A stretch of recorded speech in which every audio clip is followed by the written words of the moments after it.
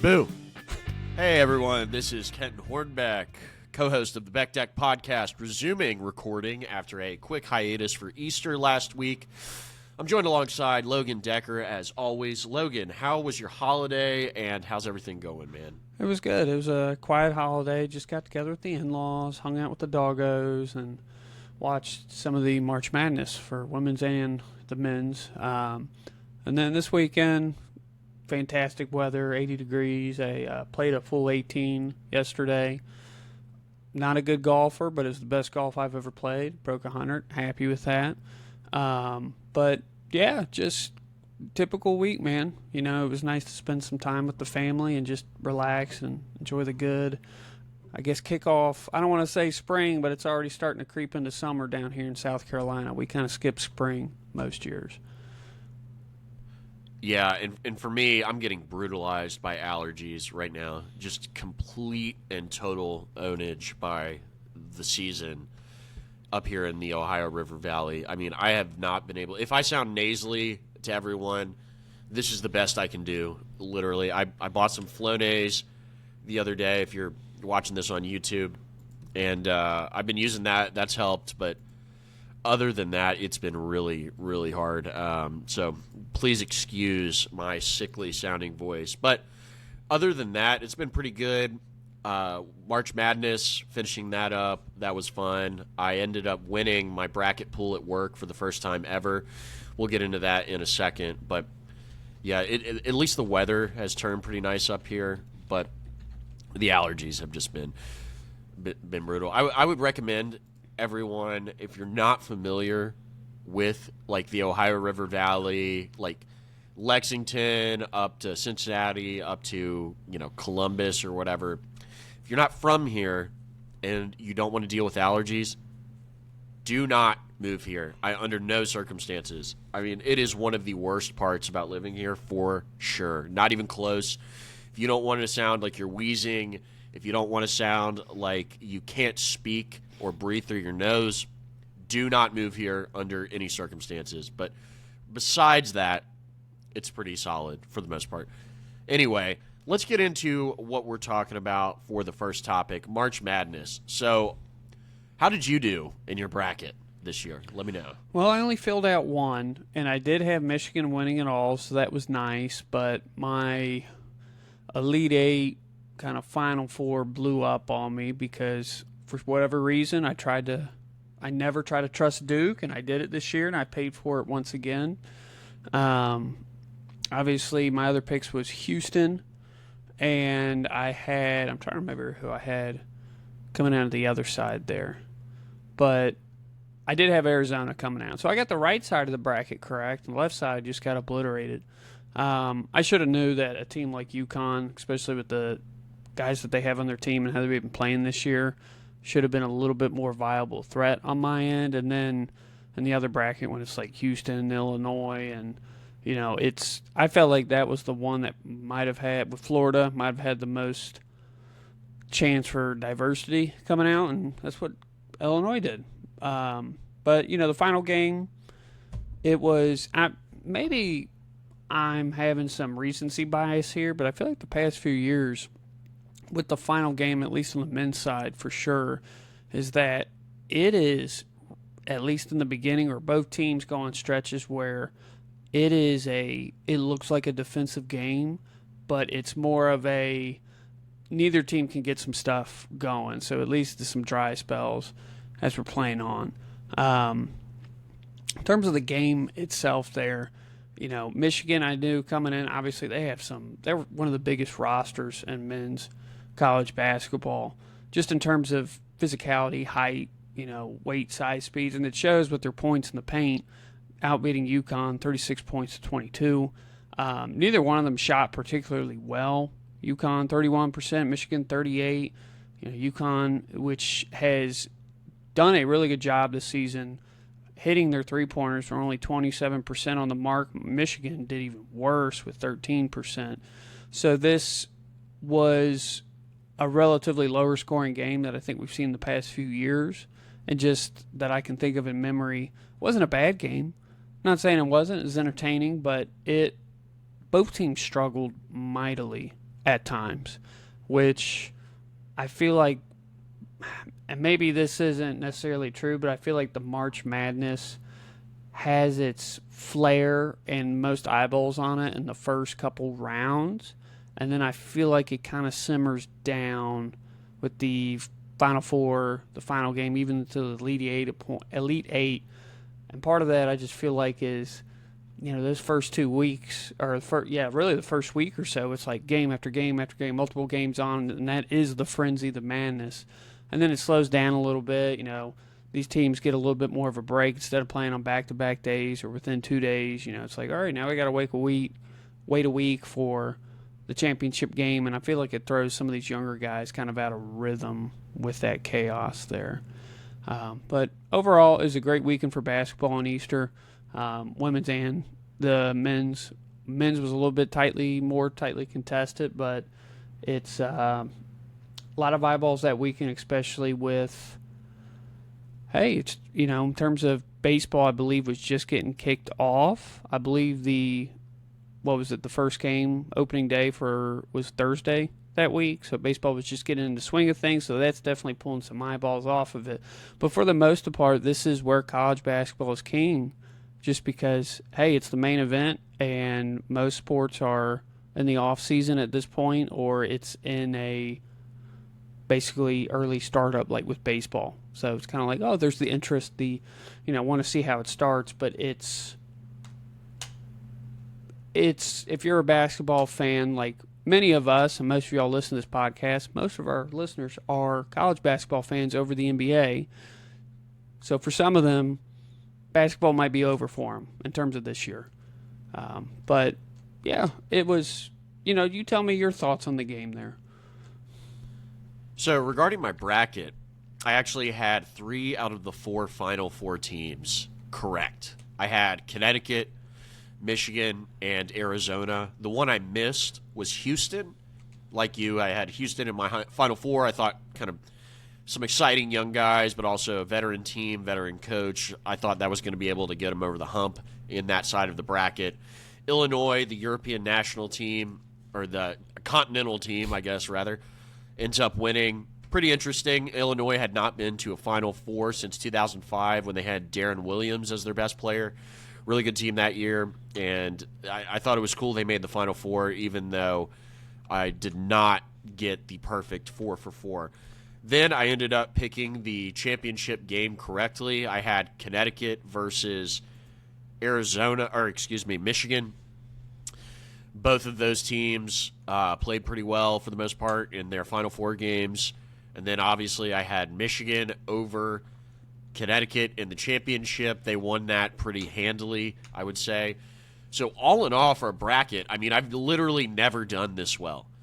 And I feel like, and we had this conversation in the prior podcast, but the parity of college basketball seems to be lessening a little bit due to the transfer portal and the NIL money and the kind of the seniority of the sport now, where all of the best players don't have to be 5-star freshmen. They could just be veteran college basketball players that trickle their way upwards towards the best programs, or the programs with the best coaches, or the programs that are willing to shell out the most money.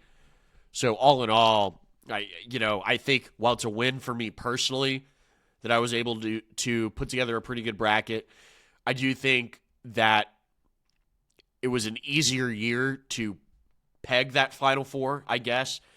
Connecticut has won 2 national championships within the past 5 years. Arizona, while they don't typically make Final Fours a lot, they're in the mix generally. Michigan was the best team all year long. And then, Illinois was kind of the surprise team, but even still, I feel like it wasn't super shocking they made the Final Four. But anyway, I was able to walk away with $120. Pretty nice. I'm going to save that for a vacation fund. But in regards to the tournament, I have a few thoughts. I thought this was a pretty good tournament. Obviously, the best game, or at least the best finish, was Connecticut beating Duke in the final seconds of the Elite Eight game. John Shire choking hardcore once again. Dan Hurley getting the best of John Shire and the Blue Devils. I'm glad I don't trust Duke. I'll never pick Duke to win a bracket unless it absolutely makes sense. And to me, Connecticut was just Connecticut just felt like that was the bracket for them to win because they were kind of lurking. They're good all year, but they were under talked about. They had a veteran team full of guys who had previously won national championships. And when I was watching the game, I was actually at the gym, and people kind of stopped everything they were doing to watch the final 30 seconds of that game. And then when that Liam McNeely hit the shot, it just went crazy. People were like, oh my God, what's going on? And then we all kind of went back to what we were doing. And I just remember texting in some group chats like, Duke chokes again. Who could have called it? And I also wanted to kind of speak on two things in regards to programs and coaching. I think first point is it's really good for college basketball to have a villain-type figure like Dan Hurley who wins, who puts together a good program, and is charismatic, but also he's kind of an asshole. Let's just be real here. He actually headbutted him, but he put his head in that ref's head that went viral. He's always emoting on the sideline, going crazy. He'll yell at people. He's very passionate. He's very animated on the sidelines. College basketball needs a guy like that. And Dan Hurley gives college basketball a figure to root against or root for, or kind of be the Nick Saban-esque type of guy at the top of the ladder. Because let's be real, it's not John Calipari. Rick Pitino's too old. College basketball is a coaching-driven sport. The players are not the stars because the players aren't at these schools for long enough to develop some type of fanfare. It's kind of a bus, it's a bus stop along the way to get to the NBA or whatever their journey is. I mean, you could have a guy like Denzel Aberdeen, who won a national championship at Florida, transfer to the University of Kentucky, and then now transfer back to Florida. So the players aren't the stars. To me, the coaches are, and Dan Hurley is the epitome of the college basketball villain, and college basketball is better off when it has a guy like Dan Hurley.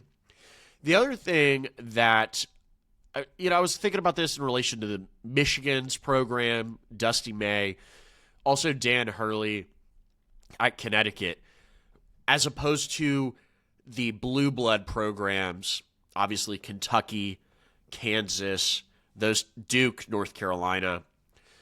And I mainly am thinking about this in terms of Kentucky, although Kansas may apply a little bit. And obviously you could also say that Connecticut is now a blue blood, but they're not a traditional blue blood in the sense that these like Kansas and Kentucky, they've been good for 80 years. Every decade except for this decade with Kentucky, they cobbled together competitive basketball teams. They win some championships. So they're in a different kind of they're more of a legacy blue blood, if you will, as opposed to Connecticut, who is more of a new blue blood. So anyway, I was thinking about why a job like UConn is actually more desirable than a job like Kentucky. And what I came to realize, or what I kind of deduced, is that while there are expectations of winning at Connecticut, because certainly their fan base wants them to win, and they're always in the mix because they're UConn, they're not so overzealous. They're not so they aren't just this win at all costs, you have to win, or we're going to run you out of town. Kind of like what they did to John Calipari, even though Coach Cal dropped the ball during his final few years there at Kentucky. No question about it.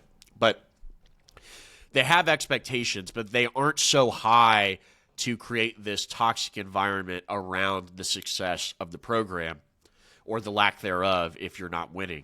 Where at Kentucky, if you're not making the Elite Eight or the Final Four, or you haven't done that for so long, people are going to get pissed. All the moves you make are going to be highly scrutinized. They're going to be overanalyzed. the fan base on social media, as well as the media members who cover the team, are going to pick apart every move you make, and it's just going to create an overall toxic environment. So when people talk about Kentucky being the best job, I personally, like from a bias standpoint, I want to say, like, yes, because of all the tradition, and I'm a fan, and blah, blah, blah, blah, blah. But really, it's not the best job.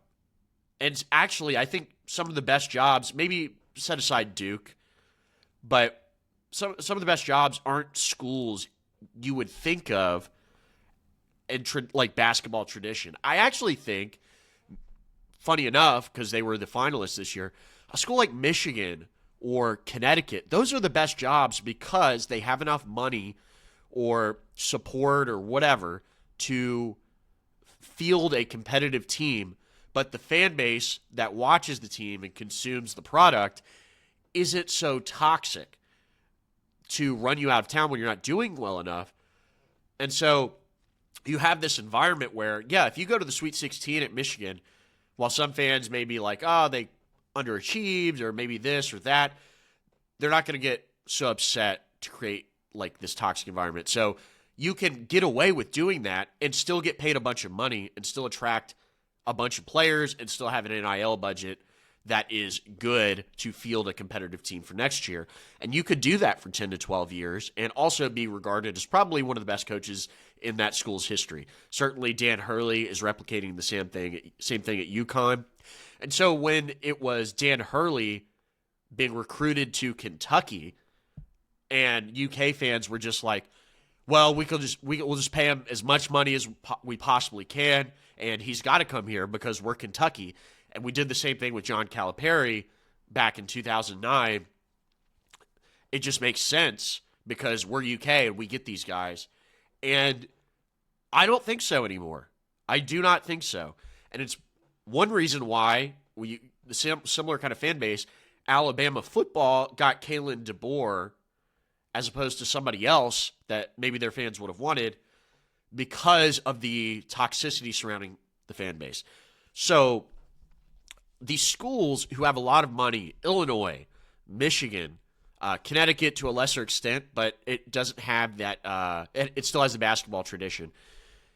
These are the schools that I think will start gaining a foothold going forward in college basketball specifically because of the aforementioned factors.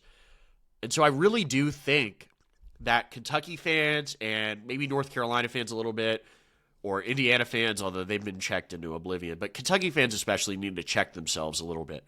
Because while they are willing to pay all this money, the basketball program or the athletic department, to put basketball first, to elevate the basketball program and spend $20 million or whatever on a roster and not get the same results, of course they're going to be upset.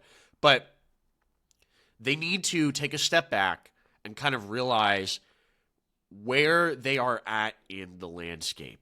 And they need to do a better job of, yes, they need to demand more of Mark Pope, but I actually don't think this is a Mark Pope problem.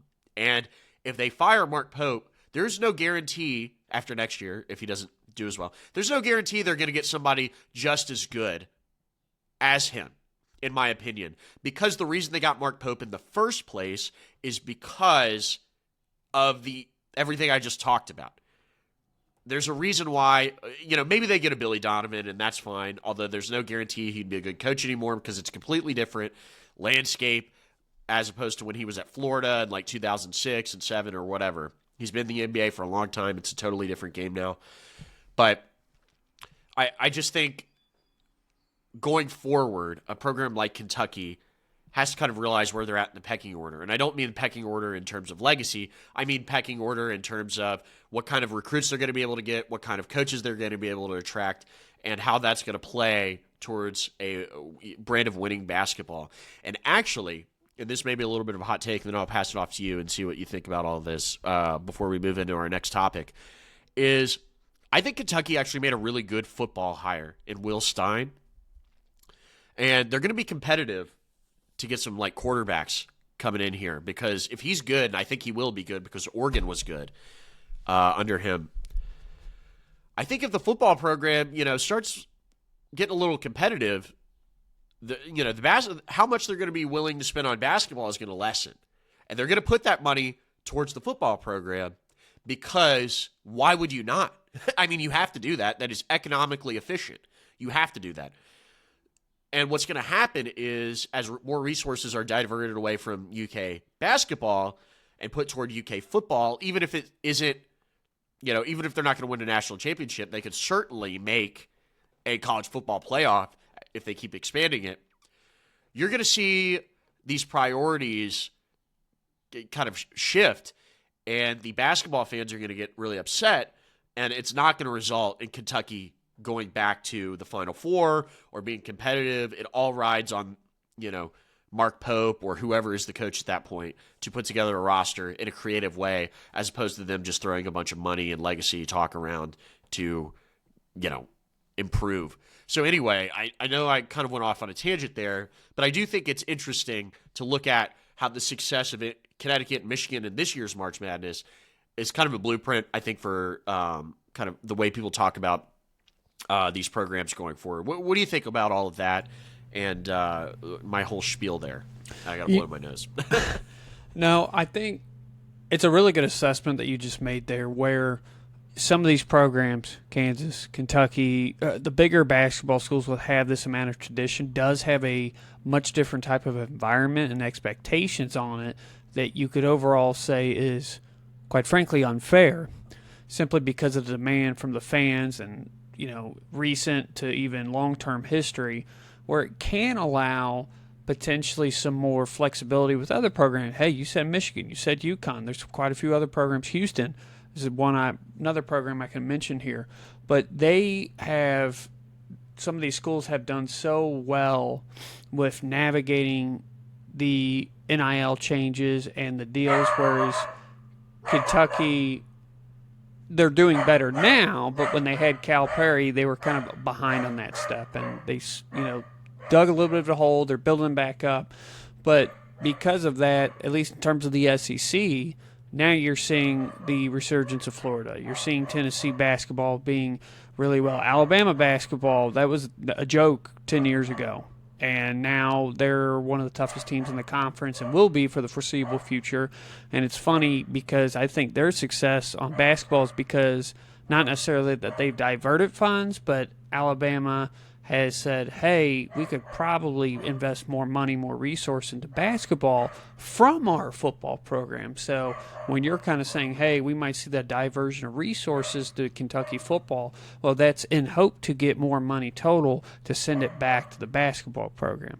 So that makes perfect sense. In terms of what you're meant with the flexibility of those colleges, those universities, is that UConn, let's just say since the millennia, basically, the turn, they've had, 99, 2004, 11, 14, 23, 24. That's 6 national championships within a 30-year time span. That's extremely impressive. In fact, they are, in terms of the past 4 years, they've been to the title game 3 out of those 4 years, and that has not been done since Kentucky, which I believe was in the late 80s, if I remember that correctly, where Kentucky had... Late 90s. Late 90s. Wrong decade. It was 96 to 98 when Kentucky went on that run, making those appearances. And UConn has been able to replicate that. And you mentioned Dan Hurley, who's been a fantastic coach, started with Wagner. He was responsible for building up the Rhode Island program that we had seen make basically some sneaky upsets in the first round in 17 and 18. And then with UConn, he's only had one losing season there, and that's when he first started there. Overall, he's got a 199 to 75 loss in terms of win-loss record in general, 102 to 50 loss record, and just his conference play. And in the past, 6 years, he's made the tournament, and half of those he's made a very deep, deep run out of it. And UConn, because, hey, their football program is definitely not the main moneymaker. It generates money, but UConn's known for their basketball, women's and men's. But UConn has really found a niche in that region to be the basketball dominant. There's no reason why Syracuse couldn't take that hold, or so many of these other teams. And Syracuse, was very competitive and a well-respected team in the late 2000s and teens, but they couldn't get the coach basically set in place after, I believe, was it Boeheim was their coach, after he had left. So they fell in this hole, and they're still actively trying to dig their way out. So UConn is the basketball school in the Northeast. And then, mentioning Michigan's basketball with Dusty May, it's only his second year coaching with Michigan. It's impressive. First year, 27-10. This year, 37-3. Wins the title. And I did not realize that he was the guy that coached the Florida Atlantic team that went on the impressive run back in 23. I just now realized this today. But you're seeing that the programs, like you said, with the financial backing and can particularly establish a regional dominance, whereas Michigan State has been, let's just say, before the past 3-4 years, has been the dominant probably in the Michigan area, I'll go ahead and say the Ohio Valley region, even though they're not technically in the Ohio Valley, but you get my point, is that they have been the basketball school. And then all of a sudden Michigan finds a coach that they really like. They have more resources than Michigan State, and all of a sudden you just see them put together this fantastic roster that's 1-all. And I don't see Michigan going away. I don't see UConn going away. Whereas these programs have, let's just say, not had the additional boundaries or obstacles that Kentucky, Kansas, UCLA have had, that these teams are able to exploit that, and they're already hitting the ground running in this new era of NIL and transfers, and they're finding a way with these newer coaches to navigate that successfully and potentially establish their own dynasties or powerhouses within, let's just say, this past decade and decades going forward. It's like you had mentioned this year, and I agree, was kind of like I didn't think there was going to be a lot of parity coming into the final games, and I think that's going to hold true going forward. It's just going to be a swap of different schools that you would expect to see, where it's like, hey, maybe get used to seeing Kentucky as a 5 seed, a 6 seed, or seeing Louisville in the same spot, or seeing, some of these schools who, yes, they are going to bring in talent and they're going to have good players, but they are, when you're not on the top, when you're not the king of the hill, it's really, really hard to climb up on top of it. And at that point, it's like, hey, you better be an elite recruiter or be out of your mind coach.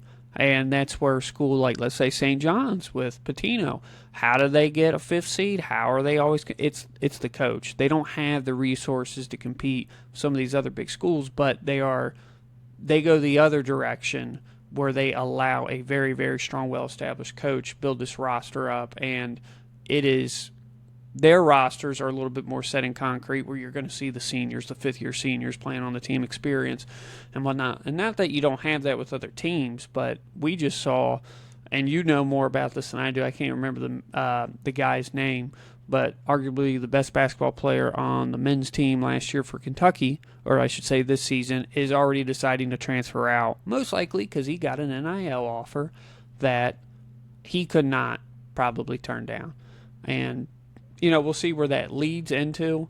But I think your assessment to wrap it up is 100% correct. I think we're going to see some new quote-unquote blue bloods because, I know people are probably maybe tired of us talking about this, the NIL era, but it is a new era, and you're going to see college sports change a lot in terms of who's going to be these dynastic programs or top dog programs. It's going to be very different than what it was 10, 20, 30 years ago.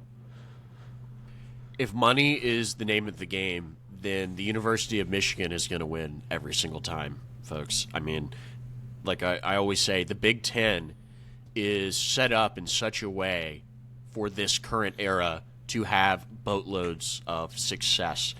They have a tremendous amount of wealthy alumni. They have a tremendous amount of, it seems like, university backing for their athletic departments. And the SEC has some programs that can, put up a fight with that. Certainly the University of Florida comes to mind. LSU seems willing to spend money on literally anything at this point. You obviously have the very wealthy schools, Texas A&M and Texas in the SEC. I think I just said Arkansas. I can't remember. But Arkansas is in that mix just because of the billionaire alumni they have, the presence of Walmart, etc. So it's not like that. It's not that money equals winning, but in the era of money equals raising your floor, I think they are in a great spot to raise the floor and just, outcompete people for recruits and outcompete people for transfers. And coaches will just opt to go to these Big Ten schools where they're not under a microscope and under so much pressure to perform while still making plenty of money and being in a better position to arguably win at this point in time. And that's going to impact schools like Kentucky, like Kansas, et cetera, et cetera. You saw North Carolina, they kind of made an unorthodox move. And by the way, North Carolina, I wouldn't say maybe in the fan expectation category is part of what I'm talking about, but honestly not in terms of, wealth and alumni. I would equate them more to like the University of Michigan. I think North Carolina could definitely rebound and become one of the premier programs in college basketball again. I think there's absolutely no question about it.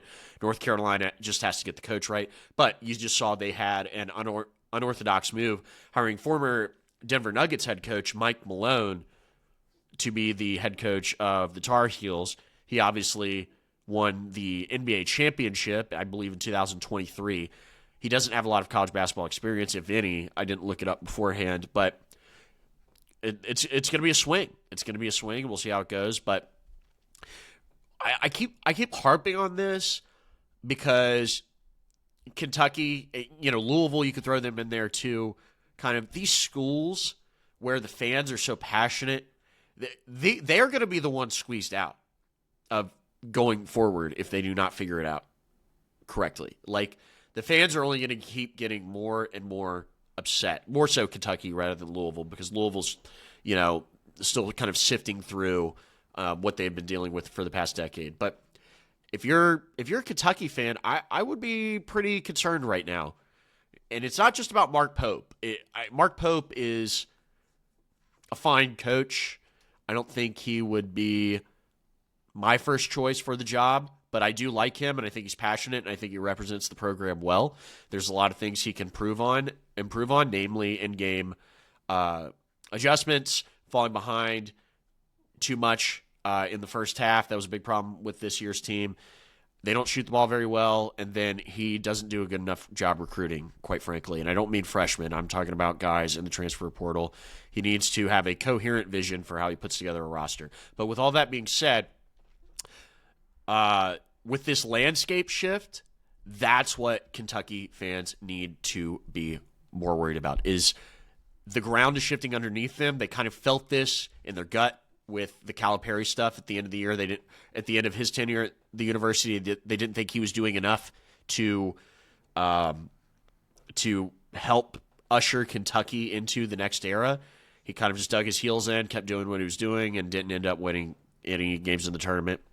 And with that landscape shift, I think Kentucky's going to be on the outs, because you can always build a winner at Florida, in my opinion. In this era, Florida, a school like Michigan, a school like, Connecticut, because of obviously the presence of Dan Hurley, a school like maybe Arizona, Texas is another one. I think that could be built up.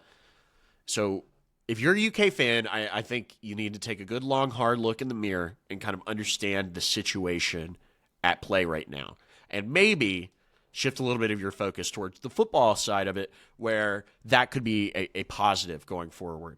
But with all that being said, that kind of wraps up my statement on that. I think March Madness was a lot of fun this year. Good for the University of Michigan. My last kind of comment is this wasn't, besides the guy's name, Yaxel Landenborg, this won't be a very memorable championship team, even though they were so good.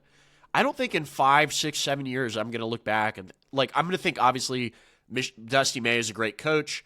Michigan was really good, but as far as the individual personalities on the team, as far as, you know, unless I guess you're a big Michigan fan, it's just kind of, you know, there they are. They won that year, whatever. And I think that's a byproduct of this NIL era that we're in. But to set you up, to start off, one of my predictions during our prediction episode at the beginning of the year was that there is going to be some sort of legislation put forward to regulate this landscape of college sports. Mainly, you know, it happens in other sports, but like we were saying, NIL, transfer portal, it still feels like the Wild West. Well, in early April, Donald Trump signed an executive order where it would essentially be regulating what we've been talking about. And so I'm going to tee you up. What was your reaction to the executive order? And can you kind of give us an overview of it and how you think it's going to play a little bit going forward? Yeah, you know, in terms of reaction, I'm surprised about who delivered it. And it was, like you said, an executive order with Donald Trump. This was on April 3rd, called Urgent National Action to Save College Sports. And the goal of it is, I'm going to say in two parts. First part is that to limit athletes' participation in college athletics to 5 years with some exceptions. But basically they're trying to establish a transfer rule that will only allow a player to transfer once. And then you'll be basically given an additional transfer if you are in your 5th year after that. So basically you have graduated and you're still trying to, in hopes, play at whatever sport you're doing at the next level to try to get in. It also looked at just the wording of it. I did not see any direct details into it, but the other goal is to protect funding for women's sports and calls for a crackdown on booster collectives that pay players more than their fair market value for their name, image, and likeness. What is their fair market value? I have no damn idea, and I don't think a lot of other people probably do either. So I could see that potentially being a hang-up on that. I should mention this isn't Trump's first executive order on college sports. In fact, last year in July, he issued one called Saving College Sports, so a much shorter title. It literally had no impact or effect at all. To be honest with you, I don't even have the details written down on it, so I can't even tell you where it failed at. The problem with the executive order is that it needs congressional approval to pass. So maybe the first one was the throw out, trying to get something going, and nothing changed. Well, maybe he refined it, and this is the second attempt. And in terms of maybe a political stance here, I would feel like, yes, this is lower. It should be lower on the agenda of all the things going on right now. But this is, I feel like, a more of a universally potentially agreeable topic for both parties and for the majority of people. I don't necessarily see it being a loss for anybody except maybe this power of the athletes and how much power they're going to get stripped away from them, which you could argue should a 18-year-old, 19-year-old have that much amount of power and money. I'm going to leave that one up to you. But what's interesting in this, and this is my key point, is that the NCAA president, Charlie Baker, basically released a statement on Friday saying, and I quote, "This action is a significant step forward, and we appreciate the administration's interest and attention to these issues. Stabilizing college athletics for student athletes still require a permanent bipartisan federal legislative solution, so we look forward to continuing this work alongside the administration and Congress to enact targeted legislation with the support of student-athlete leaders from all 3 divisions." So what I think that's interesting about that is the NCAA is openly coming out and saying, we support this. So now you could potentially see some, I'm going to call the NCAA a third party in this, or third parties will be affiliated with the NCAA, can be putting pressure into Congress to try to get this thing pushed. Now, it's scheduled to go into effect on August 1st, but without congressional approval, most likely nothing will happen because of right now, what is the law behind college sports? It's state laws. And I don't think anybody should trust their own state to, let's just say, we're going to do the right thing, and we're not going to do this even though another state's going to do that, and it gives them an advantage. That's not going to happen. Every single state is going to try to give themselves the most benefit to bring in athletes, especially, and I can't say every state, but yeah, Rhode Island might be a little bit different than Texas in terms of this stance. But I don't see the states amending their laws on this topic themselves. It is going to have to be an executive order. It is going to have to be congressional approved in order to see some actual change there. But it's, in terms of my thoughts on it, I think the transfer idea is fantastic because we've seen already in the past 2-3 years, some of these players are transferring, I feel like every other year or every year. Some guys have been staying in school way too long. I could throw out Carson Beck. That's just one example. Or Chamberlain or Dante Moore from Oregon. Those are just 3 football players. That's it. I'm not talking about basketball. I'm not talking about women's lacrosse, whatever. I guarantee you there's hundreds and hundreds, if not potentially thousands, of examples that you could use for this, just in total collective of college sports. But I think the hard part will be, how do you manage the market for NIL? Who determines that? What's the magic number or numbers? Does it change on sport?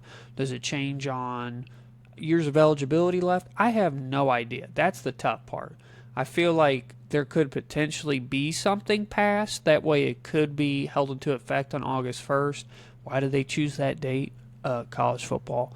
But I see the transfers. I feel like that's going to be an easy one. I have no clue how you even structure the NIL part of it.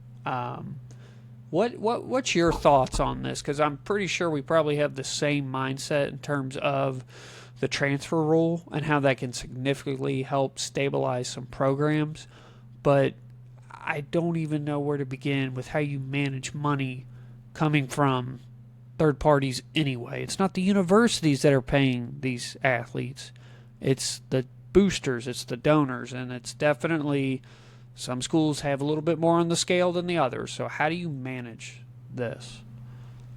I'm with you. I think, I'm not a money manager. I don't have any experience in the financial realm. So it's hard for me to sit here and pontificate on the impact of this executive order in regard to NIL when, I have no clue, generally. I feel like a gut feeling is that it needs to be regulated. There needs to be more strict rules put in place, at least some guardrails set up.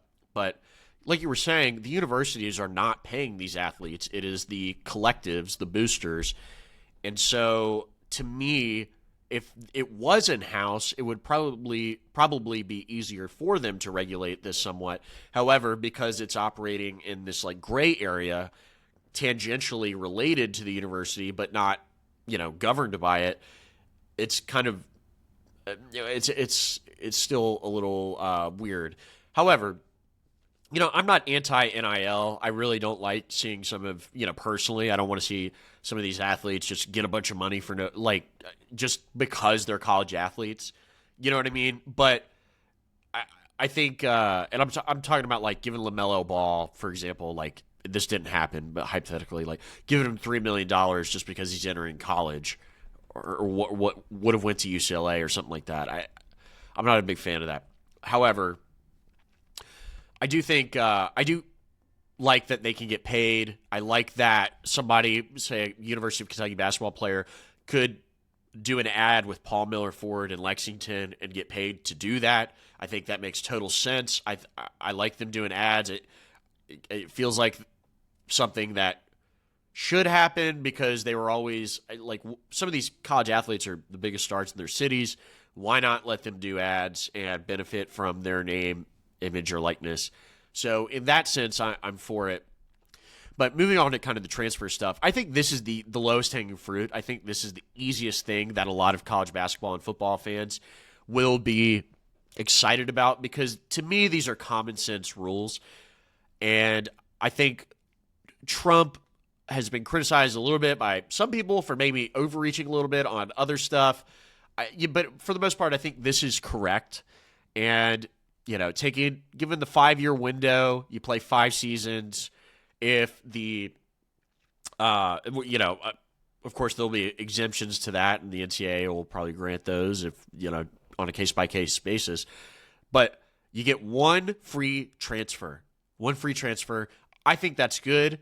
I don't think you should have to sit out a whole year just because you decide to transfer like the old system. It felt unnecessarily harsh and a little bit archaic, and it felt like it was going to limit the athlete's ability to, kind of change the trajectory of their athletic career. And in many cases, it did. On the flip side, though, to me, I don't like the chaos of the open market like that. I think it's a little ludicrous. I think it gives the athletes a little too much power, personally. And not that I want to empower the institutions over the athlete. I think there needs to be more of a balance. And right now, it's totally unbalanced. And I think the rule of if the coach leaves to go to another school, because for a long time, the critique's been you commit to this coach, he recruits you to go to the school, and then if he gets a better opportunity, he can just go and leave, but you're stuck at the school because you're governed by, these certain rules. You can transfer out, but you still have to wait a year. I like that this says, hey, if the coach leaves to take another job, you get another free transfer. I think that's completely valid. I think that's great. It lets the athletes have a little more control over the situation. If the coach decides to bolt, it makes it a little more equitable in that way. And then I like that, a second transfer is allowed if the athlete gets a 4-year degree. I think that's cool because the grad transfer thing, hey, if you went, you did your thing, and you got your degree, and you still want to play one more year, your grad year, I think that's fine. I like that. But I do like that they've now kind of, if you want to transfer twice within that 5-year period, you have to sit out a year. After that first one, you get one freebie. After that second one, you got to sit out. I think that's totally fair. I think that's totally valid. Like I said, I don't love the current system. And all in all, I think this, while it doesn't have congressional approval, the architecture of this, specifically regarding the transfer portal, is good. And I agree with you. Like, there are a lot more things our government should probably be focused on right now. But I'm not upset they've, pushed this out there. I think this is overall good for college sports. We'll see what Congress does. But eventually there will be some type of legislative action taken. And it will probably be bipartisan for the most part. I think in the next 3 years, we'll probably get some kind of legislation, whether Trump signs it or another president down the road, of the College Sports Equity Act or College Sports Enforcement Act, or whatever you want to call it, bill that clearly outlines the do's and don'ts of NIL and transfers. And that's going to be what the NCAA adopts, and that's going to be how it is going forward. And then all of the schools go from there. And people were like, I can understand, like, why are we focusing on this? Why are we talking about this? Not us specifically, but our government, or why is Trump worried about this or whatever? And, we have that question. I just brought it up a second ago. But y'all have to understand that this is a billion-dollar-plus industry at this point. This is something that this is a cultural thing in the United States that some people care deeply, deeply, deeply about. And to me, it's not surprising whatsoever with how much money the NCAA or these college, athletic departments generate through football or basketball or whatever. It's not surprising at all that there's going to be governmental figures that want to come in and regulate this. I mean, it makes total sense to me, and we shall see this going forward. But I wanted to talk about it because obviously I don't remember. Honestly, I can't remember what my third prediction was, but 2 out of the 3 of my predictions have been pretty good this year. So I'm not mad. I'm going to give myself a little bit of a pat on the back, but I think it's overall productive that we're having this conversation now. No, absolutely. Something had to get in place, and I think this is the right step forward, because if you just left it up to Congress, the House, this probably would not be fixed for another probably 4 years at least with the executive order. It pushes it to, I don't want to say the forefront, but it's up there for them trying to get a resolution, especially with that date on August 1st. So we could potentially be revisiting this story again in the coming months. But I am interested to see how this unfolds and how they make a decision on all parts of this bill. The transfer part is easy. The money is going to be tougher. I have no clue how you do that. That being said, an event happened. Let's just say a very small event, a quote from a very famous athlete happened this past week, and it sparked some controversy. Nothing wild, but it's everybody's favorite supposed GOAT of basketball making some offhand comment while he was golfing, I believe. It was posted on Legion Hoops, if I remember correctly, on the on Twitter, on X, and it's interesting. And what I'll say is, I'm not going to go any further with it, with LeBron James and his confidence on a particular city that has a basketball team with the Memphis Grizzlies, but it seems like this one, I don't want to say hit a nerve with you, but it is definitely putting the NBA back in a spotlight, which it doesn't need. But then again, I guess any coverage is good coverage. It's nothing horrendous. So I'm going to let you open this one up for us. So to give some pretext on this, I don't know if y'all have been paying attention to LeBron's social media, but he, over the past year, has been getting really into the game of golf. You know, like Logan, like me, we all like golf. We're, getting into it.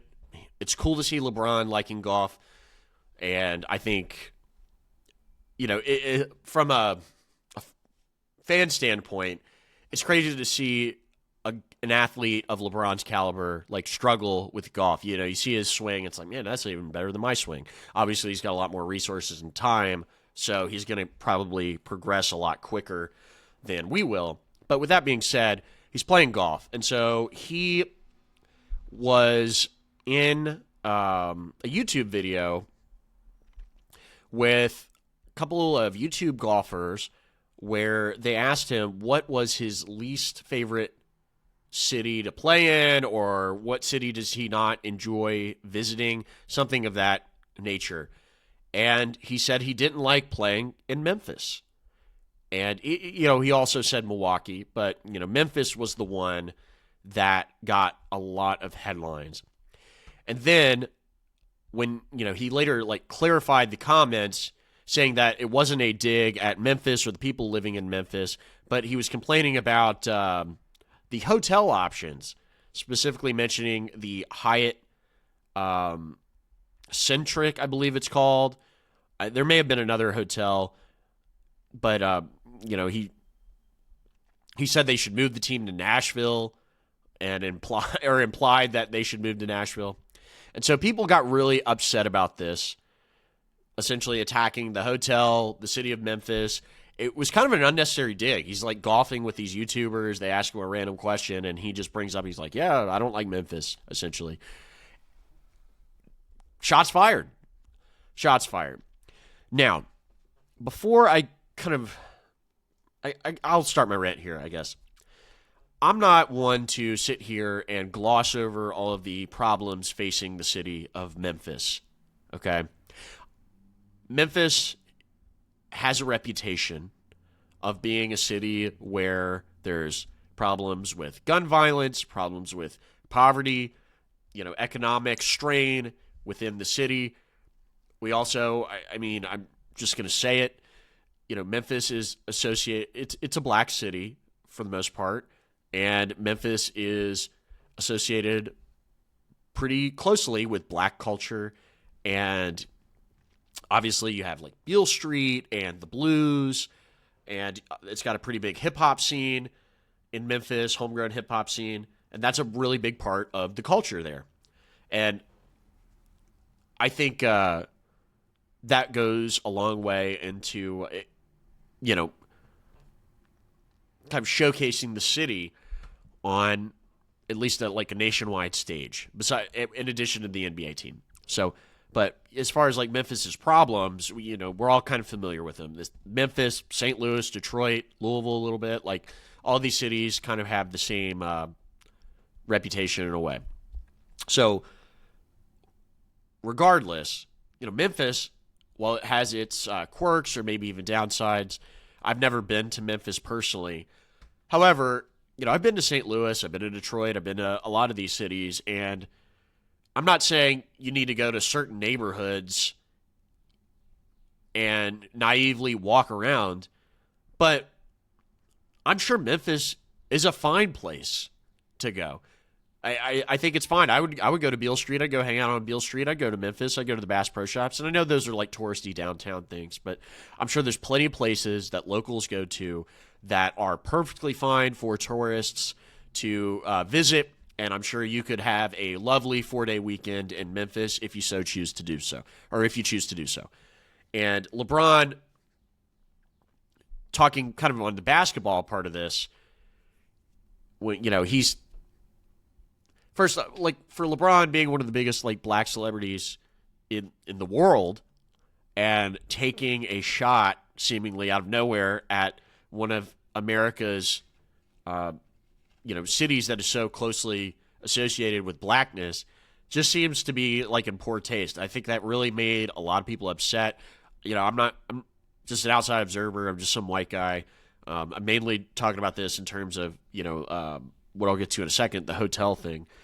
But I can see why people were offended by that. If you grew up, white or black or wherever, if you grew up in Memphis and one of the biggest celebrities in the entire world is, dissing your city, why wouldn't you feel upset about that? People say the same kind of things about Cincinnati. If you're from St. Louis, same thing. We all understand it. We're all not from Miami or LA or New York City or whatever. So I'm sure Memphis is a fine place. The second kind of thing is he mentioned the hotels, okay? And so I'm not some NBA hotel expert. I had to watch some content on this to understand what's kind of going on. The dude who I watched a video on, he kind of, I'm taking a little bit of his comments and incorporating the spirit of them into my analysis here. But Bomani Jones, former ESPN personality, was talking about this on his show on YouTube. And he said that NBA players have in their collective bargaining agreement with the league, the players union, they have to stay in a 5-star hotel, like contractually. So when they go on the road, the franchises have to put them up in a 5-star hotel. Well, as you can imagine, not all like 5-star hotels are created equal. The hotel that you stay in Los Angeles is not going to be the same maybe caliber of hotel you stay in Oklahoma City or Memphis. Some of these cities, I'm not totally sure if this is the case, but they all don't have 5-star hotels. So they get elevated because it's like the best hotel or whatever, and that's where they have to stay at. But like I was saying, not all these hotels are created equal. And so Memphis seems to be a city that gets criticized a lot because of the players staying in the nicest hotel. And I'm not going to sit here and say that all of the situations and all the chicanery of, dealing with, people who know where the players are staying and the hangers on and the people who want to be around NBA players know where to go. And maybe they're messing with these guys or whatever. I don't know. But a YouTuber who you may know, G-Fed, saw LeBron's comments. He's the stadium tour guy on TikTok and YouTube. And so he's like, all right, well, if the hotel in Memphis is so bad, if it's so bad that it's getting all these negative comments from guys like LeBron and Kevin Durant and other people, I'm going to go there and I'm going to take a video and I'm going to say, like, what's up here? So he does that. And I think there's 2 hotels. And they did put him in a better suite in the first one. But if you're like an NBA player, or if you're like LeBron or something, or the coaches, they're going to put you up in a nice spot. Regardless, he went there. It looked fine. It looked pretty nice. I'm not saying it was some mega hotel, 5-star resort, but I would say it was pretty nice. Like, I would stay there in a heartbeat. Wouldn't bother me whatsoever. I don't know the price range. And, this got a lot of backlash for, G-Fed's video because they're like, dude, you don't understand, blah, blah, blah. Like, and I get it. This is kind of my rant distilled down. Is Bomani Jones said this, and I don't travel as much as him or these NBA guys, but if you're like me or you, and we're staying in this hotel, we're probably going to be cool with it because we're just like middle class guys. All right. Well, if you're an uber wealthy professional athlete who gets waited on hand and foot, or I think the bar for your hotel is going to be a lot higher. Let's say because you've always been put up in nice hotels, or you can afford to go to like the nicest hotels in every single city because of the amount of wealth you have. And so the Memphis hotel specifically is the worst hotel compared to all these other like luxurious places that they stay in, like New York and Los Angeles and Miami and all these other places. Okay. So they told G-Fed, you don't understand the same. Like, he got all these comments from NBA guys. Like, he doesn't understand because we're so used to staying in these nice hotels, and comparatively speaking, it's not as nice. And, the gym isn't as good in that one. And you have to use the gym and the ballroom and blah, blah, blah, blah, blah. Okay. All right. I have to nip it in the bud here. Dude, the out of touch, complete, like, narcissistic comments about this hotel are insane to me, dude. Who gives a flying fuck about your opinions about this hotel, dude? It's one of the best hotels in the city of Memphis, city with probably 1 million people in its metro. People have been playing in the NBA there for, decades at this point. I think it moved there in 2002 from Vancouver, a place, by the way, that NBA players like Steve Francis were dunking all over, saying, I'll never go play in Vancouver, blah, blah, blah, blah, blah. And Vancouver's got its own problems, but they're like, oh, I'm not going up to Canada. So they moved it to Memphis because they had, they were building that new arena, the FedEx Forum, et cetera, et cetera. So I don't want to hear that, dude, you guys are multi-millionaires. I know LeBron's probably staying in a different room as opposed to, some of the lower paid guys on the roster, maybe the coaches, and, I'm sure he just can't go get his own Airbnb because he's contractually obligated to be in the team hotel. The guys like Gilbert Arenas and Jeff Teague, and I like Jeff Teague, but on them saying that G-Fed doesn't understand, LeBron's actually right, Memphis does suck, the hotel sucks. Dude, you guys are out to lunch, man. You guys are complete buffoons, I have to say it. You guys have so much money, and that's great, but I'm sure this hotel is fine for me or you and for anybody. Like, get down off your high horse. Boo-hoo that you have to stay at a hotel that you don't think is quite as nice when you're staying in 29 other cities where the hotel is fine enough. You don't like Salt Lake. You don't like Oklahoma City. You don't like whatever. You don't like the small market hotels because you like Miami. You like blah, blah, blah, blah, blah. And I'm sure if I was in that position, I would too. But I guarantee you if I was in that position, and I mean this genuinely, hand on the Bible, I would not be sitting there like, oh, this Memphis hotel is so bad. It's so terrible. Just like zip it, dude. You guys are totally out of touch. You're centimillionaires. You're multimillionaires. It could take a family, few paycheck periods to save up enough to go probably pay for a couple nights in that Memphis hotel, and you're sitting here complaining about how bad it is. I just wouldn't air these comments out on a podcast and make content out of it. I think it makes you look like out of touch idiots, and it just goes to show why people don't like NBA players like that anymore. Like, why they're losing this foothold. Why attack the city of Memphis? Why attack its hotel? Memphis is hotels. It's a working class city full of, people just like me and you. And I think the implication of these comments are like, oh, I don't like playing in Memphis. Like, it's a shithole. Their words, not mine. Or, I think is just totally bad for the city of Memphis. It makes people look bad. Quite frankly, I'm not the one saying this, but I feel like people think it makes the black community look bad.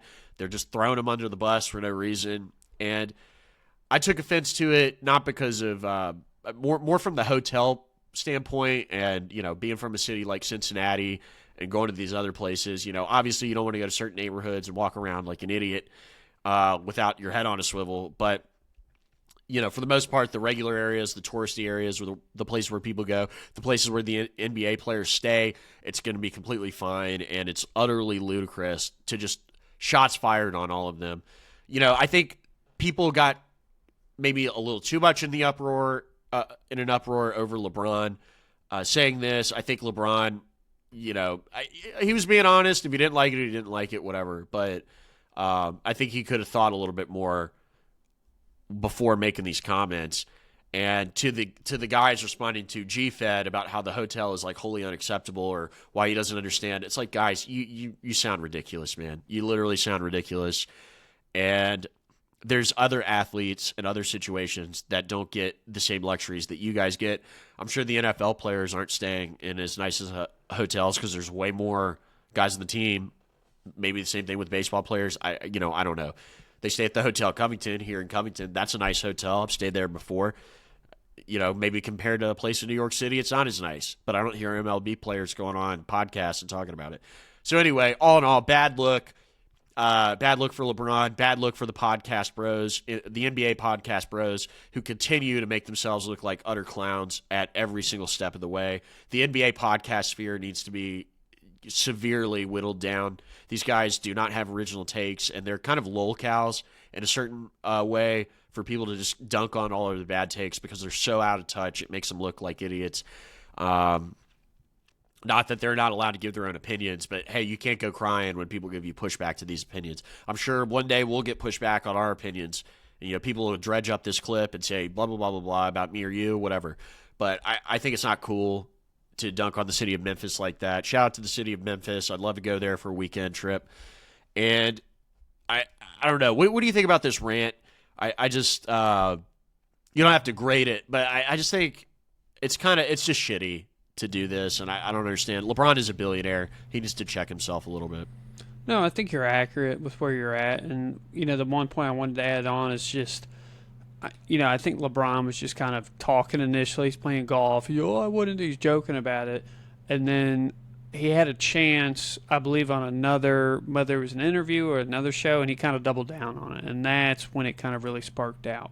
But, hey, you've got some other people jumping on the side to defend the city of Memphis. Of course, the Grizzlies head coach, Lasolo, and former assistant coach, who's now the Raptors head coach, Darko Rajovic.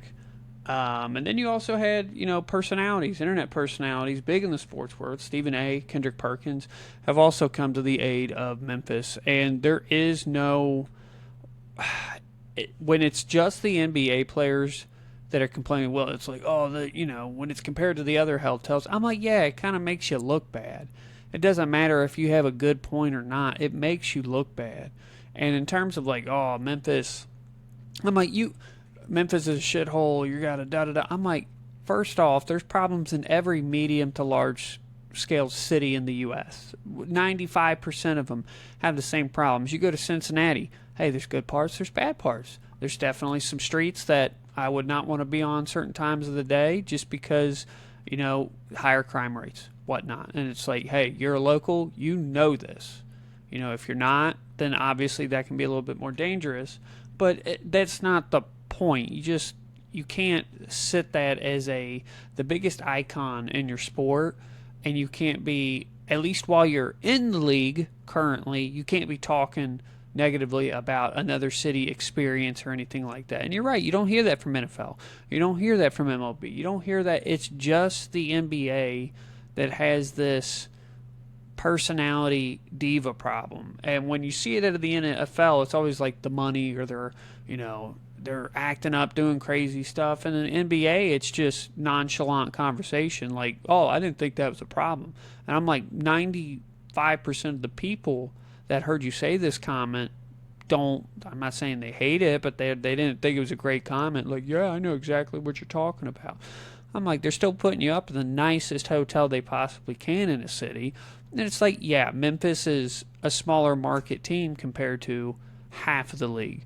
But that's what makes the NBA unique, is that it's able to provide areas of the country that don't have any other sports in that city or potentially in that state. And there's a lot of history and a lot of these franchises with Milwaukee, because that was offhand mentioned. Memphis was the one that got dragged, but Memphis has got a lot of good history in there with being a basketball. He's like, oh, you should move it to Nashville. They got everything there. I'm like, I don't think they should move out of Memphis unless there's some type of lease issue, and there is something that expires in 2029, but I don't foresee them leaving the city. I just don't. Yeah, I think it's a bad look for the league, more than it is for the players or former players.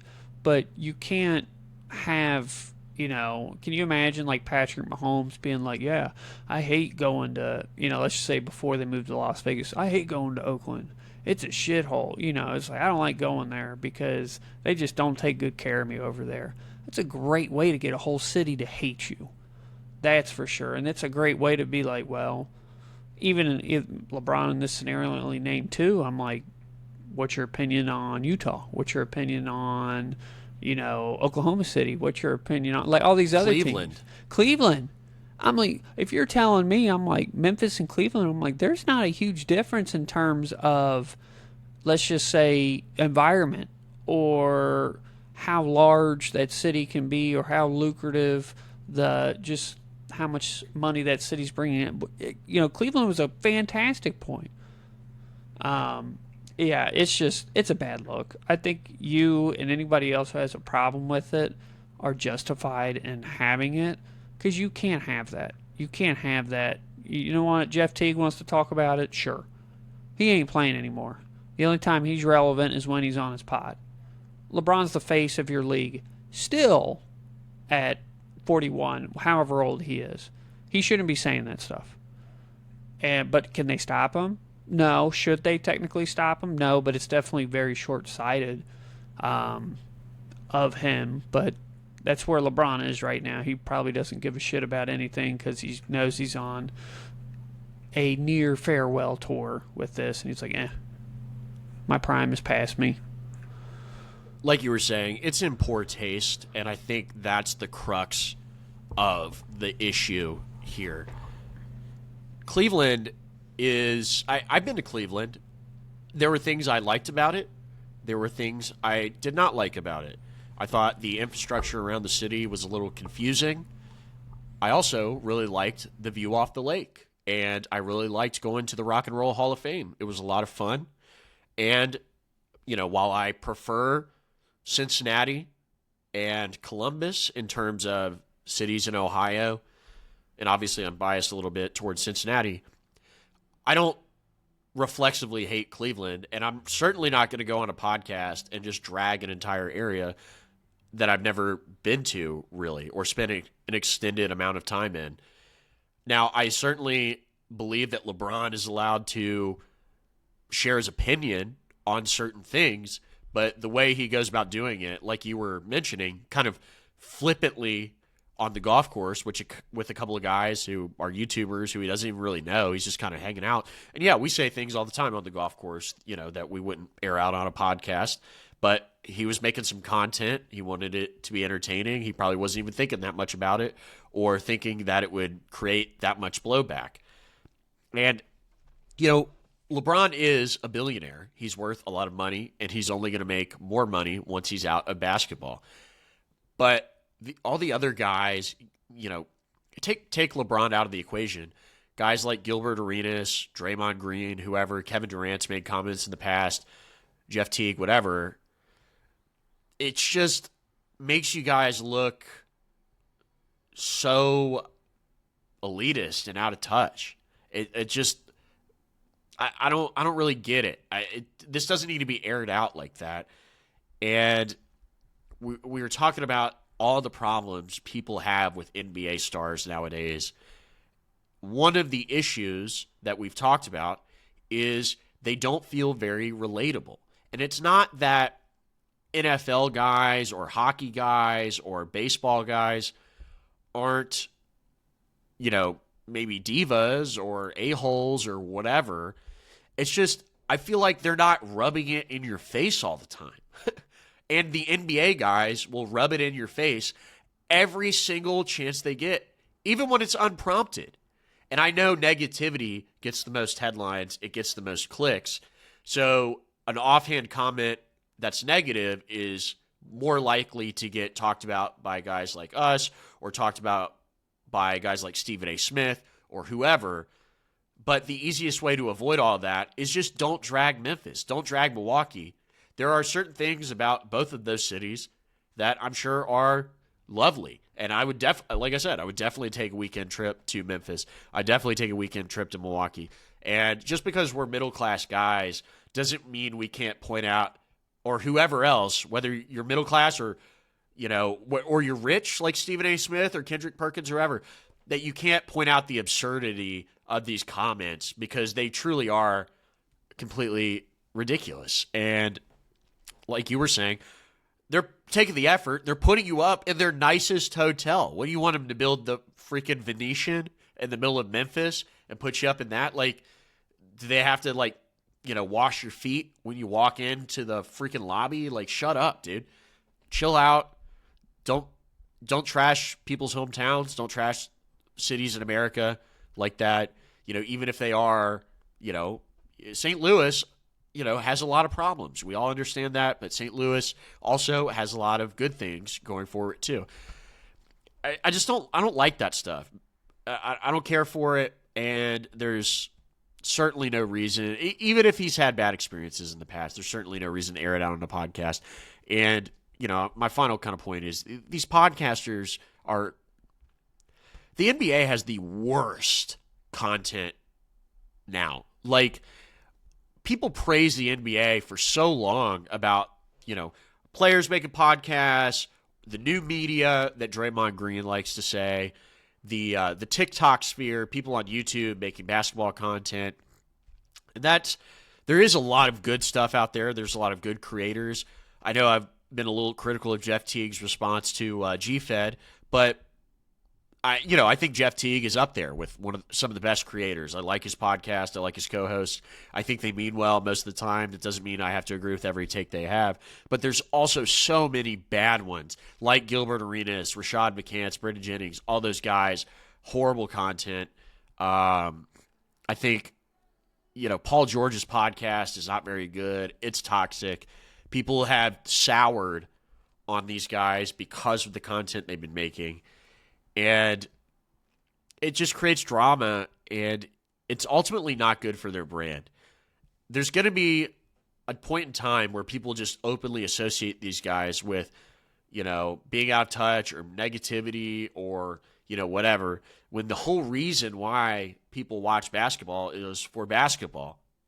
So, the reality TV-ification of the NBA is going to be its downfall.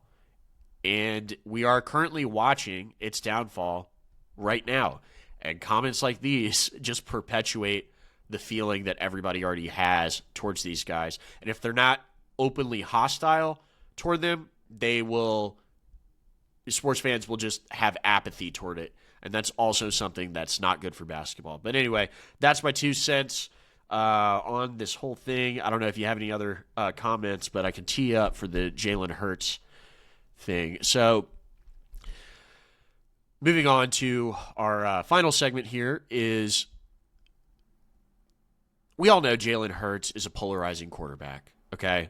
He has his fans. He has his detractors.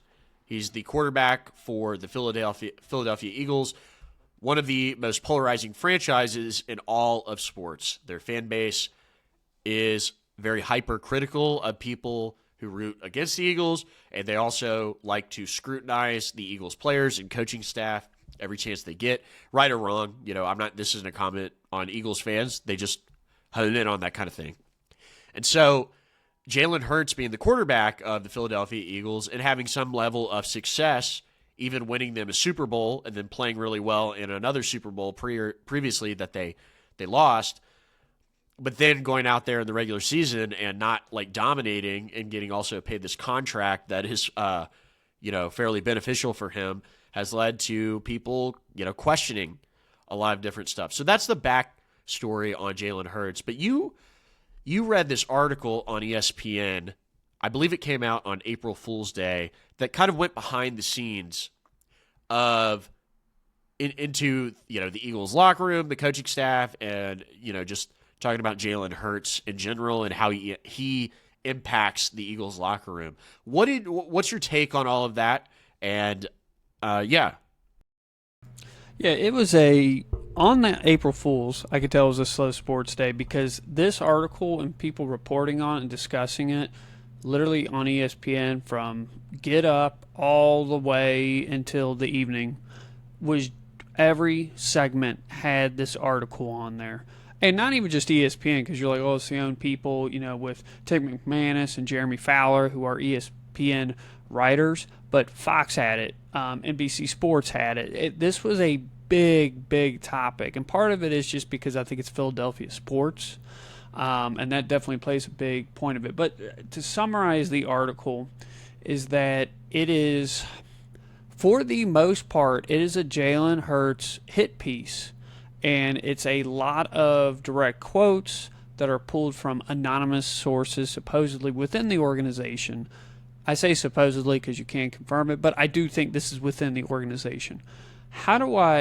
Before I dive in how I feel about it, but basically the whole point is that what happened to the Eagles offense this past season, and what was the change between their Super Bowl run. And a lot of the fingers are being pointed at Jalen Hurts in this article, basically saying that, the offense itself was highly predictable. The opposing defenses could get a quick read on it. And a large part was being reported that Jalen Hurts was having a, let's just say, bigger voice in offensive play selection, which I'm not saying is a bad thing, but oftentimes that he would change many, many plays throughout the season at the line because he didn't like it.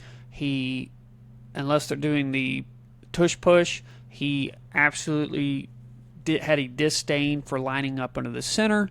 He always wanted to be in shotgun. He basically, instead of an offensive coordinator calling the plays with Patullo, and let's just say the previous year with Kellen Moore, who had a little bit more direct control and gained Jalen Hurts' trust, is that there was one in particular segment that had opened up with this article, and it was when the Eagles had lost to the 49ers. And they had ran basically third down. They did 4 verts. Didn't work.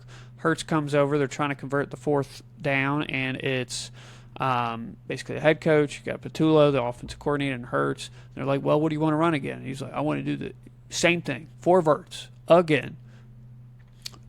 It's basically they're pulling out individual moments like that, or they're pulling out the relationship with him and A.J. Brown, which A.J. Brown, yes, is acting like a diva, having the book on the sidelines, but the frustration is there, and a large part of it is because Hurts' personality within this team and this offense, and he's trying to be, from what I've seen and what I've read in there, is that he's kind of a natural introvert, and he's trying to do like the team leader stuff to try to hold stuff together, but it doesn't seem as natural.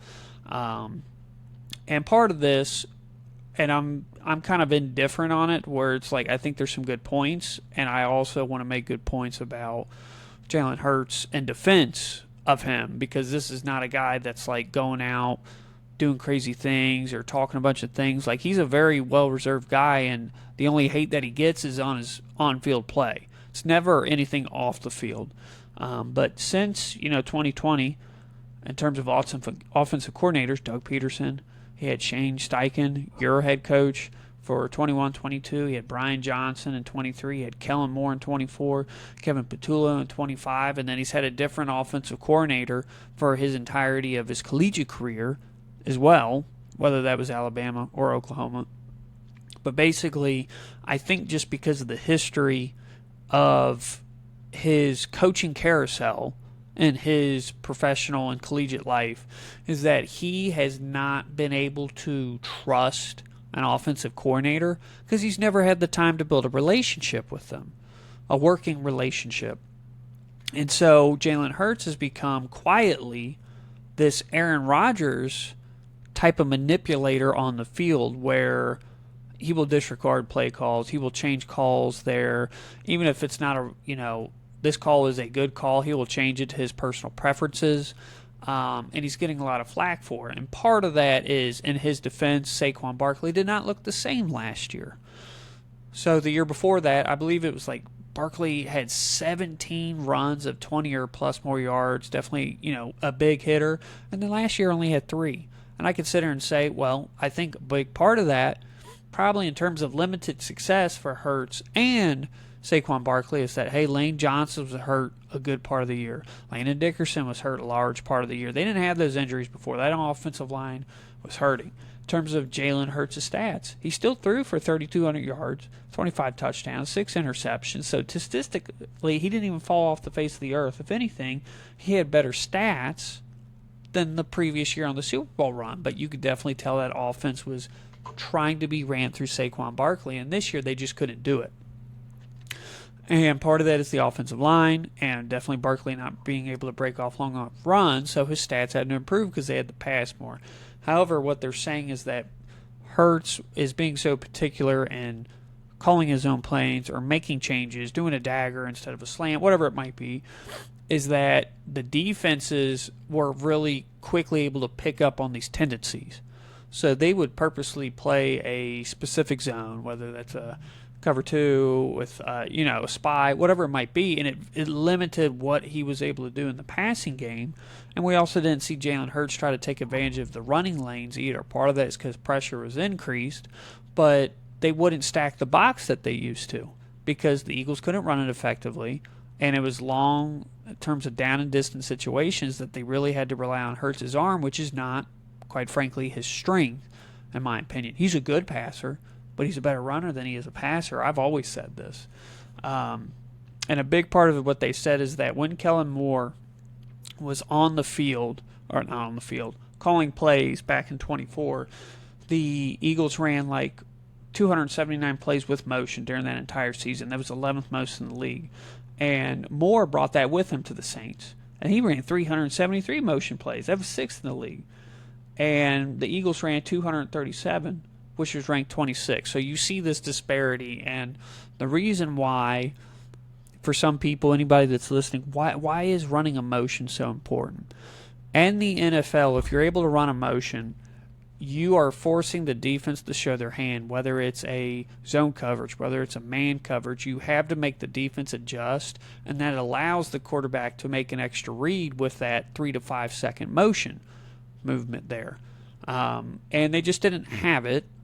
They didn't have that implemented, so you couldn't allow Jalen Hurts to potentially get a better read on the field to make a throw on his pre-designated passes.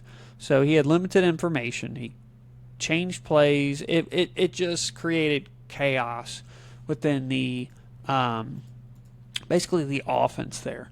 And there's been some players, that have came to his defense, but there's been a lot of frustration with basically the efficiency. But the problem is you just paid them, so they're not going to get rid of them. So if we're talking about maybe people who are making too much of a fuss, A.J. Brown, he's going to be the person that goes, not Jalen Hurts, just because of the money with it. And I don't think they should really get rid of either one, but they got to find a way to keep an offensive coordinator there. Easier said than done, because if you're a good team, you're going to lose your coordinators every year. But then you see some other teams like the Rams, they lose their coordinators, I feel like, every year, but they still chug along. And the reason why I think they are successful with that is that Sean McVay is a phenomenal head coach, and Sirianni is less than phenomenal. That's the best way I'm going to say that. Not saying he's a bad coach, but there's definitely a different tactful mindness between those two coaches. They're not the same. They're not. But it's the article kind of shifts back and forth as well, where it's slightly hypocritical in terms of like, well, he does this bad, but then he does this well. And I'm like, you guys are naming the same topic. You just said he struggles against certain zones, but he does well against certain zones. And I'm like, well, why is that? And I'm not talking about like type, a zone, cover 2 versus cover 3, sky or whatever. They don't go into detail on that. It's just an interesting piece. I don't know if there is legitimacy to this article, but it makes me wonder if this was posted purposely, kind of in this drier spell of a sports period. But it kind of just highlights the stuff that maybe we had already presumed about this offense going into last year. It just gives it more detail on it. Do I hate the quote-unquote anonymous sources? Yes. In theory, could you make it up? Yes. Do I think they did? No. But I think they're able to craft their own story out of this. What was your initial thoughts? Because I know when we had talked about this pre-episode leading up to this week, it was something that I don't want to say flew under your radar, but it had blown up for me, and I'd read into it more than potentially that you had initially. Now that you've had some time maybe to look this over, what's your thoughts on this? I think it's kind of interesting about how you brought up Aaron Rodgers, and it wouldn't have struck me that Jalen Hurts would be the kind of a guy, the kind of guy who'd just be like, changing plays, and kind of not feuding with the coaching staff, but, just freelancing on his own to, do the plays that he wants to. I also think I would have never pictured him to be that kind of personality, but maybe I'm thinking of the younger Jalen Hurts. This guy's a grown man. People grow into their decision-making capabilities, and he's been the head honcho at quarterback there for a while. He's also won a Super Bowl and has played well in many Super Bowls. So it's hard, if you're Jalen Hurts, you're like, hey, like what? You're paying me all this money. I'm kind of the face of the franchise, and we are successful. Why not? Like, why can't I do this? Why can't I have this kind of input? The other thing I think the article does is kind of confirm some of the suspicions we've had about Jalen Hurts' kind of ceiling as a player. The resisting from these people's perspectives, certain schematic changes, holding on to the ball too long to avoid riskier throws, disrupting the flow of the offense by changing plays at the line, and just being kind of prickly or away from the rest of the team, making him hard to kind of bond with in a professional setting. I think all these things we kind of knew, I think, but we hadn't heard them articulated in the media to this way.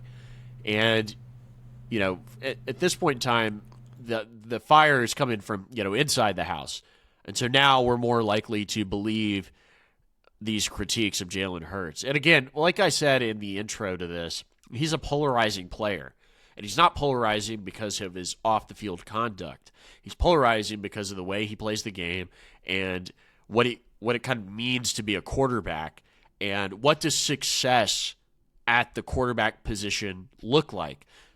Because for all intents and purposes, he's been a success at the quarterback position.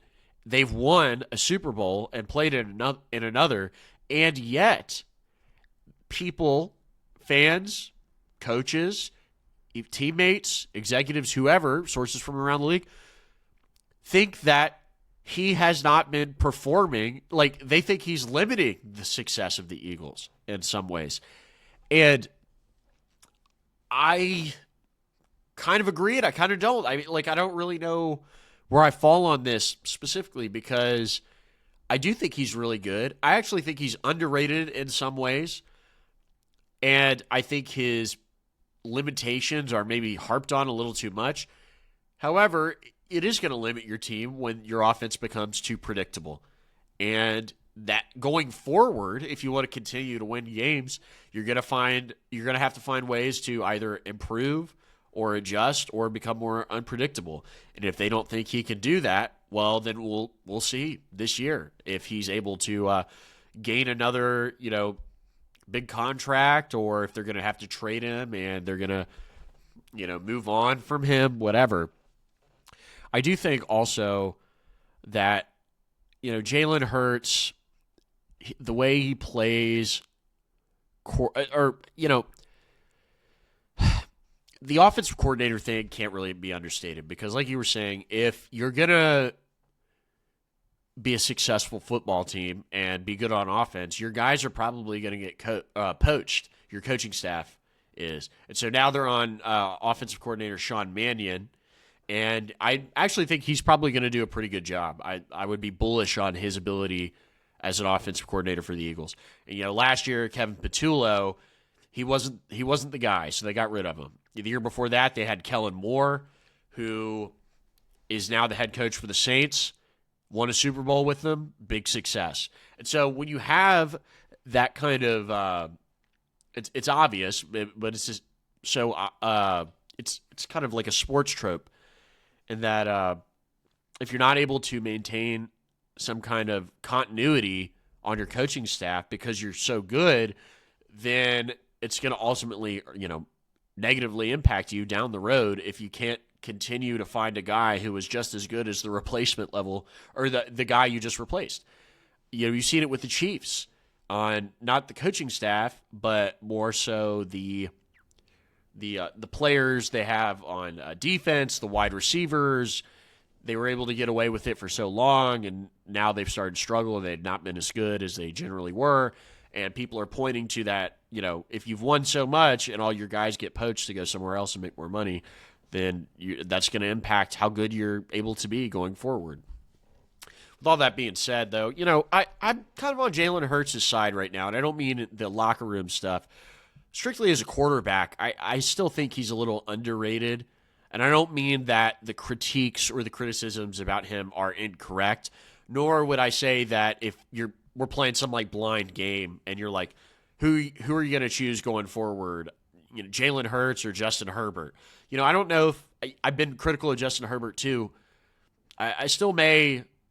That's an open question for me. Like I could see the benefits of Hurts versus Herbert, but that's why this conversation is so interesting. But I do think he gets overly maligned a little bit, and he seems to show up in the biggest moments. I'm not saying he's some mega clutch performer, but he's a guy that has consistently won throughout his career. And at a certain point, I don't think you can just put it all on the Eagles. However, we've seen this before with a guy like Russell Wilson, who I would say is a much better quarterback than Jalen Hurts. Not currently, but historically. He was a better passer, and they were different players. But I'd take Russell Wilson over Jalen Hurts. But they've had, similar kind of drawbacks. Russell Wilson wasn't very easy to get along with in the locker room either. He's kind of a diva in his own way. Jalen Hurts, I wouldn't say is a diva, but he's maybe hard to get along with, or he's kind of reserved, or whatever. I just think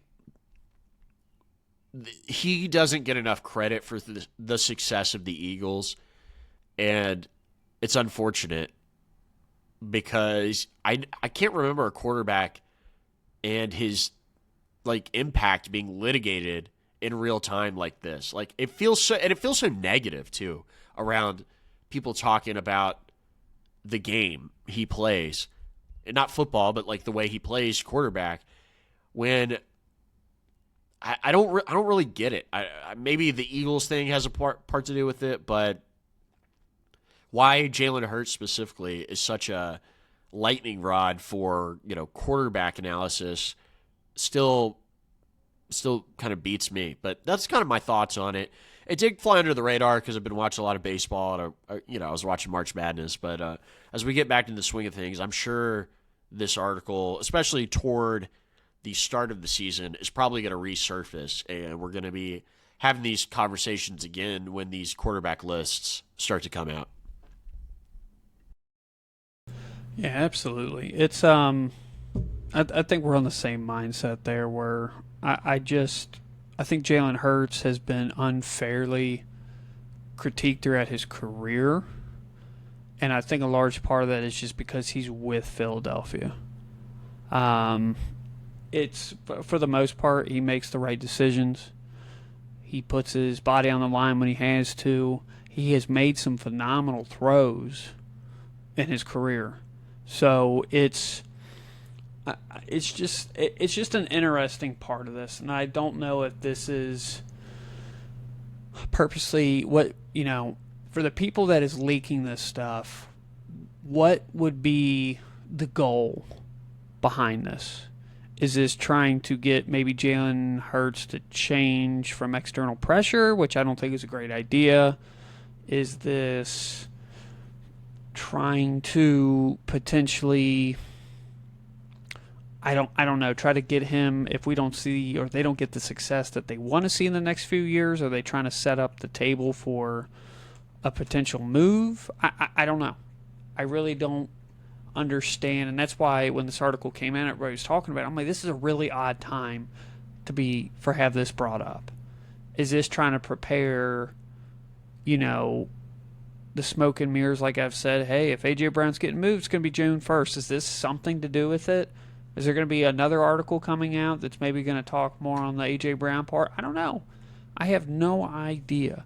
It is a good article read, though. If you haven't taken the time, if any of our listeners, it's not super long, but it is just kind of interesting to see this, where I call it a hit piece. It's really not that bad, but it's just some interesting remarks. You have quotes piled on with statistics, and it kind of paints an interesting picture. Very good article, though, written by, like I said, Fowler and McManus there from ESPN. That being said, those are all the big topics that we had today. We do have some exciting stuff potentially for the next episode. We are coming up on the NFL draft is next Thursday. So maybe we're doing a deeper preview here. Maybe it's a mock draft. We'll definitely, maybe we'll mention the winner of the Masters, which is ongoing right now on the final round. I believe most of those guys are probably that are still golfing on the 3rd or 14th hole by now, maybe 15th. And potentially seeing maybe there's going to be some more interesting stuff coming up. Definitely going to be, the NBA is getting close to a more accurate seeding for their playoffs as well. Baseball is definitely getting into the flow of things. We'll see if there's some early stories with that. But, unless you have another topic that you wanted to talk about in particular right now, I think from my end of things, we got everything we covered. I just wanted to say that it looks like Rory McIlroy is still ahead in the Masters. He's got 5 holes left as of now. Now, if you're listening to this, by the time this comes out, it's going to be moot. But I wanted to ask you, as a new golf fan, and I'm not somebody who watches pro golf really, or the Masters. The last Masters I actually watched, funny enough, was when Tiger Woods won last time in 2019.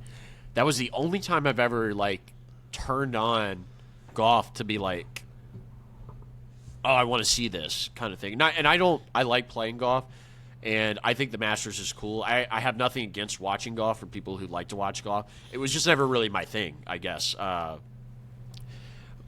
But what do you think about, as a guy that's new to it or watching it, the kind of the mania that goes on every year in regard to the Masters? I didn't realize that, especially as a guy, it feels like this is like a guy's event, like the Kentucky Derby or something. Not that Kentucky Derby is, but when the Masters comes on, I know a bunch of people who always throw their hat in the ring to get the raffle to go down there every year, and the gear and the sandwiches that's all over social media, the concessions, and the Augusta and all this stuff. Like, what do you make of this mania surrounding this tournament as a new golf fan? That's a wonderful question because this is my first Masters where I've actually paid attention to it, and because of my social media feed, is part of it is golf stuff. I've been getting blown up with it, and so I've been fully into or exposed to the mania of it, and it's absolutely wild. The food review stuff is interesting, like how difficult it is to get in, watching just in terms of the golf course itself, like actually sitting down and looking, there's hole 3, there's hole, and realizing, don't get me wrong, like I said, I'm not a good golfer, but how shit I would be playing at the Masters on Augusta. I'd get thrown out most likely from delaying everybody else play. But it's just, in terms of the play, it's wildly impressive. And this is not obvious or not something that's hidden. These guys, and Tiger, back in his prime, these guys are phenomenally talented at an extremely technical game. It's impressive. If you're like, man, if I even had 10% of that talent or this technical ability, I would be, ecstatic from my end. But you are kind of right in terms of the atmosphere around it, and it is kind of it's a big event. You go up, you dress for it a certain way, and the fact that it's a guys event, and I think what's I've noticed with golf the past 2-3 years, there's been a couple social media pages where it's like, hey, our job, or not our job, but what we like to do, the amount of heckling in this sport is tremendous, and it's fantastic. I don't know if you saw this one, but I want to say, I don't remember who the golfer was. It might have been, it wasn't Rory. It might have been Young or Burns, but I think he was on hole 17. And as soon as he hit the ball, there's a heckler, and he did a Mel Gibson impersonation of, "Give me back my son," and that's all you heard throughout the entire broadcast, and all the golf claps going around. But it is a super cool event, and I think it's genius that they have it near the start of the season, because a lot of these guys may have only played 2, 3, 4, basically, what do I want to call it, courses up to this point, events. So we are in the early kickoff of golf, and for me, this is my first time personally getting into it, and I've sat down and watched good portions of the Masters. Let's say at work, I have it on the background of the computer or something like that, and I try to watch it when I can. I watched some yesterday. I watched a little bit today. It kind of does have this, I don't want to say aura, but that's the word that's coming to mind. It's different. It's unique. It is a spectacle in that, hey, you may not care about the sport, kind of like, I don't really care for horse racing, but when the Kentucky Derby's on, I'm going to have it on. And I feel like that is this type of event for a lot of maybe very casual golfers or people who are just not into it at all, but they go out. It's on TVs everywhere. It's at the bars. It's at the restaurants. It's at, you got other people talking about it, whether it's at your work or family. It is kind of I don't want to say the main event, but is one of the events for golf that kind of lets you know, hey, season's going on. It's on a pedestal. It's super, super cool. It's a beautiful course. And it's only about 2 hours away from where I live. So I would love to potentially put my name in that raffle and get to go up there one weekend or once out of that year. But God knows how difficult that would have to be. Yeah, I agree. I think it is really interesting, and it's the pinnacle of golf to me. I think, at least American golf, that this course is so manicured. It's so prestigious. All of the tropes about the unwritten rules in golf and the etiquette and all that definitely plays a big part in the Masters, and it's kind of gate kept from the unwashed masses, quote unquote, which makes it gives it this mystique or whatever. I think it's pretty fascinating to see everybody get all hyped up for watching golf on TV. And I will say this: I did catch a little bit of Rory yesterday. He hit this chip, I think, on 15 that when he made it, because he was off the green. And I was like, dude, I would kill. This would be the greatest shot I've ever hit in my life. Like, literally, I would kill to be able to do that. And that guy could just do it, no questions asked. I mean, it's hard for him still, don't get me wrong. But, like, no questions asked. He could just make shots like that. It's incredible. I would love to go to the Masters and have fun. I've never really been interested in going to, like, a pro golf event. I guess I would go, like, there's a club up in Ohio. I can't remember what it's called, but they've had the U.S. Open there before, or maybe the PGA Championship. And there's also Valhalla in Louisville, famously. I would definitely go if there's, like, an event like that there. I would go to the Masters. But I know people like going to stuff like the, the Waste Management Open in Scottsdale or Phoenix or whatever. Stuff like that's never really intrigued me that much. If I got invited, I would go. Like, people are like, hey, do you want to go with us? I'd be like, sure. But maybe I need to give it more of a chance. But anyway, that's kind of all I have. If you got anything else. Nope, that's it. I mean, I'll be excited to talk a little bit about just any topic we got going for it, but we can definitely reflect on the Masters. I know the golf course you're talking about. I'm trying to pull up the name. It's not pulling it up. But, yeah, Ohio does have a course on the PGA Tour. And I would say Masters would be really cool to go to. Scottsdale would be a fantastic course to go to. Pebble Beach. Beach. You should look up how much it costs to do that. It's so nuts. I can't even believe it. Playing's different. I wouldn't even step on this course because I'm so still ass that I'd be wasting my money. And like I said, they probably wouldn't let me finish a full 18 there. But it is. There are some beautiful, beautiful courses around the U.S. that I didn't get to really realized until really this past month, where I was kind of just doing my own personal research. I'm like, wow, these are phenomenal greens. And this is just here in the U.S. We're not talking about over in the British Isles or over in Japan, which is also a fascinating topic to see how much golf has, I feel like, grown in terms of the international level. Like it's really big in South Korea, it's really big in Japan. Obviously, it's always been a big thing in Scotland and whatnot, but I'm like, it's Australia, like it's golf is an interesting kind of growth point right now, and it's funny that I even say that, but like around here where golf is huge, I'm not saying it's not in let's say Northern Kentucky area, but like I'll go to a golf range, man, and I kid you not, a quarter of the people there are younger than me whenever I go. I mean, there'll be kids there that are 5, 6, 7, and I kid you not, it's like, holy shit, like these kids are phenomenal at golf. It's a little bit different down here. It is pretty cool to see. Yeah, we got to play sometime. We got to get a little BeckDeck podcast tour. We next time you're up here, or if I'm ever down there.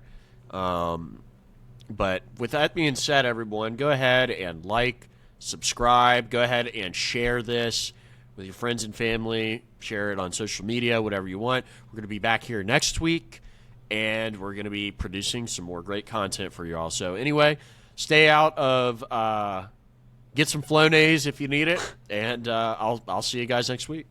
Have a great one, everybody. Thanks for listening.